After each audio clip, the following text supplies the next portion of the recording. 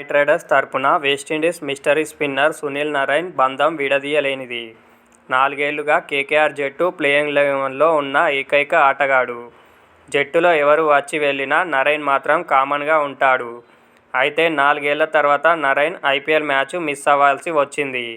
గౌహతి వేదికగా బుధవారం మార్చి 26న రాజస్థాన్ రాయల్స్తో జరిగిన మ్యాచ్లో నరైన్ ప్లేయింగ్ 11లో లేకపోవడం షాకింగ్కు గురిచేసింది. టాస్ గెలిచిన తర్వాత KKR captain Ajinkya Rahane Narine స్థానంలో మొయిన్ అలీ తుది జట్టులోకి వస్తున్నాడని చెప్పాడు. నరైన్కు అనారోగ్యం అని అందుకే అతడు ఈ మ్యాచ్లో ఆడడం లేదని తెలిపాడు. దీంతో 1335 రోజుల తర్వాత నరైన్ ఐపీఎల్ మ్యాచ్ మిస్ అయ్యాడు.